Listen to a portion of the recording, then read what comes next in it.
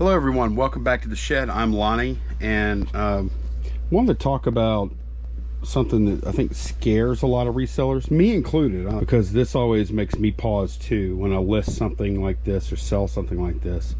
That's selling larger stuff on eBay, and just want to kind of take y'all through how I handle this. Now, first of all, whenever I listed this, as soon as I saw the size of it, I was like, okay, this is definitely, in my case, I like to use UPS.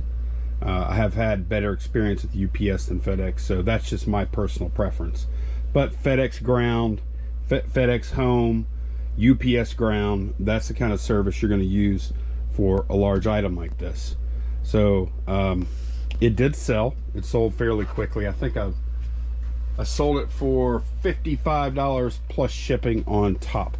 So I knew whenever I listed it to include some good measurements. Like, that's the thing, whenever you list something big like this, you want to make sure that your dimensions, if you're doing calculated shipping especially, make sure you put in dimensions that give you a little room for packing and are realistic. Don't put in dimensions that are too small. And that's what I did with this guy. Trying to remember what I did. I think I did like a 14, 18 or something like that.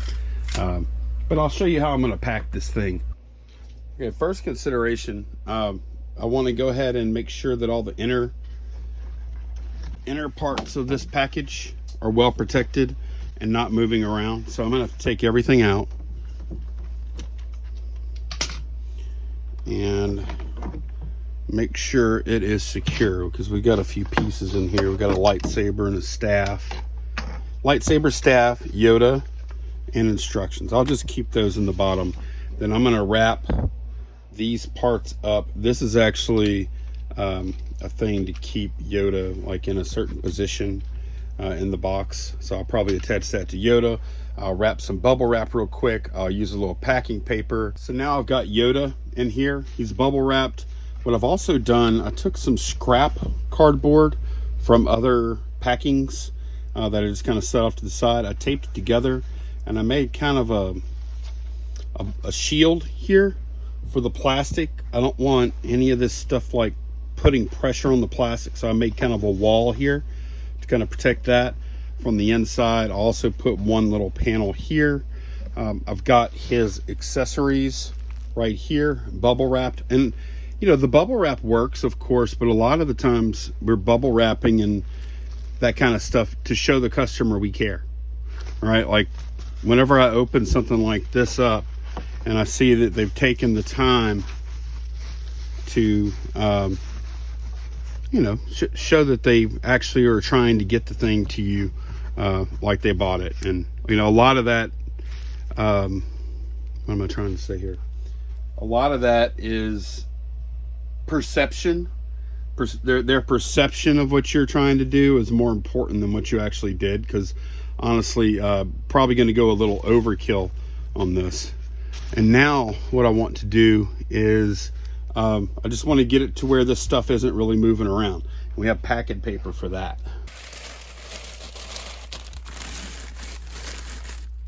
And crumple it up.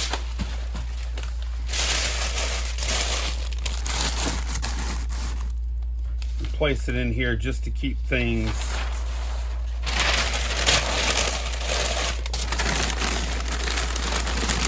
from moving around.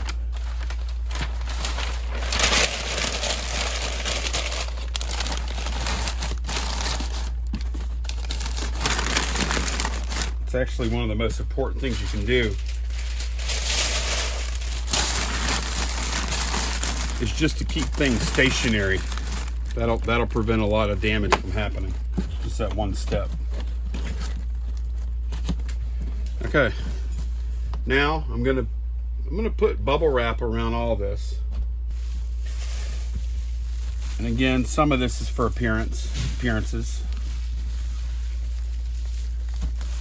And I'm definitely going to be using, didn't get quite enough there.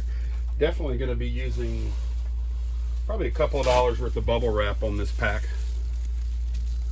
That's just the way it goes. And I'll just put a wrap around here, and then we'll move on with getting this thing in a box. I actually decided I'm going to do one more wrap, going lengthwise like this. I get almost 100% coverage of the box at that point. Oh, bubble wrap I get from American Bubble Boy, link down below.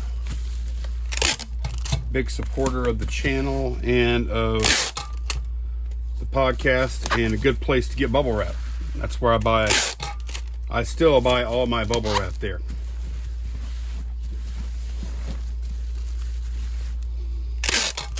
Kind of attach to this, and then we'll get to the boxing part. This will be the fun part. All right, so one of the boxes I like to use a lot is the Home Depot extra small box. They call it extra small, but it's not really that small. I actually have 2 of these on hand, and I think this is perfect for this packing. So if I take the box, I see that it's a nice, snug, but not too snug fit around the box. The only issue with it is it's not quite tall enough, which is fine because I have 2 of them. So let me go ahead and take this back off.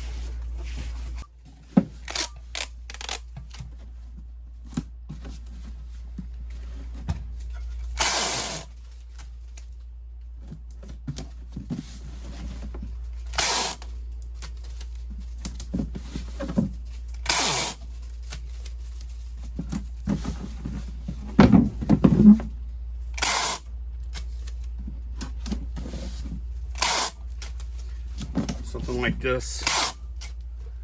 A lot of times I like to put tape in 2 different directions on the seams. I use a fairly light duty tape. All right, so that's done. Gonna drop her in there. Like I said, nice fit there. And then we're gonna grab the other box. I wanna say these boxes are, I think they're less than $1 a piece. So as far as packing materials go for this pack, I've got around $2 in boxes and probably another couple of bucks in bubble wrap. So that's a consideration whenever you're pricing it. And one thing I really like about, you see how this kind of comes together now. One thing I really like about doing this is I'm getting, well, at the top and bottom, just by the virtue of how boxes work, you're getting pretty much double wall because you have these 2 flaps going almost all the way, these 2, so you have double wall here. And then throughout most of the sides, because we're using 2 boxes, we actually have double wall there too. So what you end up with is heavy duty box, which is what you want to protect it. And then just seal this up. Oh, I need to put my sticker and a thank you card in here too, and then we'll just seal it up. This is the point where if you have a 3-inch tape, I think you're probably better off. 3-inch tape is really good for these kind of packs. But I can make do with this.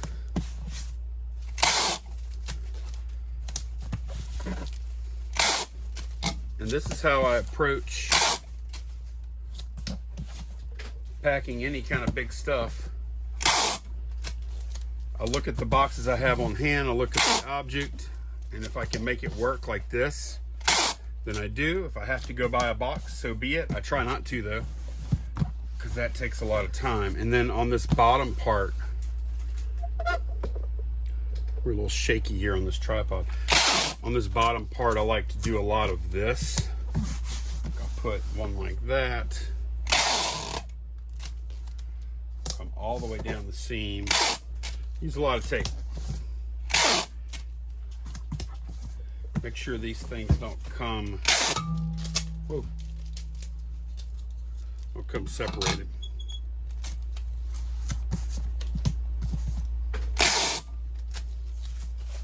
Boom. And then when I get done doing all these flaps, I'm going to come back. The tape's almost out, believe that. I'll come back and hit these corners. And I like to reinforce that spot right there, just so there's no run up that slit. Because sometimes when you're sliding one box on top of the other, you can kind of create a tear. And I didn't in this case. These boxes fit really well. Okay.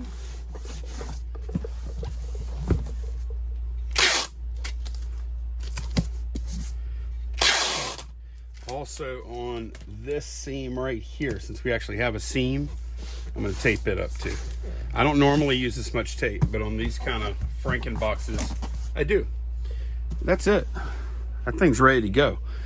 And I just need to measure it and weigh it, and I'll tell y'all how much the label is. Okay, got her all packed, and the customer paid $23 something for shipping, and that label cost $24, $25 or something like that. And then you got to add in packing materials and whatnot. So like I said, that's something to think about when you're listing. Maybe you affect the listing price. Maybe you put in a handling fee if you want to do it like that. Wherever you get the money, you got to account for that. So that's how I pack something big for eBay. Thanks for watching.